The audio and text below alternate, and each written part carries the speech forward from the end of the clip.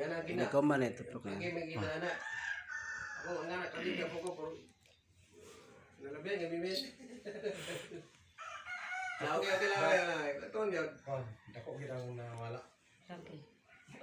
Bago pa man ako ni kanchik-chik na kuha gud. Wala na ako makakab ba. Kani tong katuto. Katuto man to gamit ako. Adagong pagtawad sa balangamahan nga nasa langit master ina sigado uban sa mga espiritu ug mga angel. Ay kalipo ang mga angel ug mga city ka arkangeles uban sa pito ka mga kaluwa ug city cruces uban sa mga kalakbang espiritu ugaw mga panahon sa Dios dinhi sa yuta pundasyon ugaw sa langit ug mani kanato ug atong maabyan ug sa atong mga pinatong espiritu kanato maigsoon mayong buntag. Buntag. Unas tanan, magpasalamat kita sa Dios nga kita nagatambong kita sa atong katimbanong pag-abot. Ang mensahe na kumingson kanunay nato pasalamatan ang Ginoo sa atong gibuhat. Kanunay gyapon kita magpadayon sa atong mga gibaton nga kinana atong pagtuo o pagsalig nato sa Ginoo. Kanunay nato piniligunon. Usa mison ang mga gibaton nga nato isip usa ka leader, misyonaryo, nanti uban pa. Basta di pa ka mo adto sa imong giandaman nga pag-ulo sa atubangan sa mga to sa mga tawo migsoon, sa di pa preparado na kagikan sa hapon.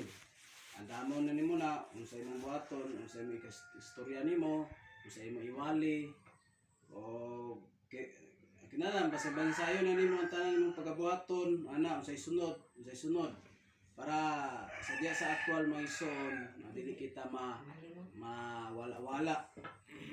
Importante na migson nga kinahanglan present of mind kita sa tunguna para sa Ginoo. Dili ato ibot ang tunguna nga mga katawanon mga layaw kay kini mga gibuhaton migson sayon lang taon pero pagbuhatan lisod. Basta lisod kini kung sa bulan nato katawanon. Espirituanon ta migson sayon pagbuhaton basta ang Ginoo diya ka mo focus sa Ginoo nga mga gibuhaton. Basta migson kung nunay kita nga malig-on magbuhat kita sa matarong o atong mga binuhatan kanunay gyapon sa pagbuhat sa kasugoan sa Ginoo o kanato migsuon o kanunay may mga atong maigsoon nga wala makani. At least ang mga pangulo nga naapirmi kay mao na atong mga gisangon o gipantumpaan nga tus Ginoo. Mubarog gyud ang pangulo, mao gyud ang numero 1. Kay unsa namang ang membro kung walay pangulo, walay moy ulo. Nga mulit kung ang pangulo magpasagad o magluya-luya.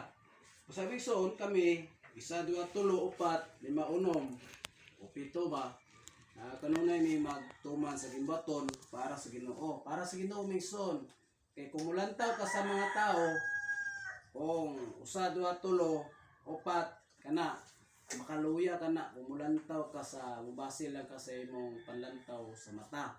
Usa ang atong i-focus migsuon mo ang Ginoo.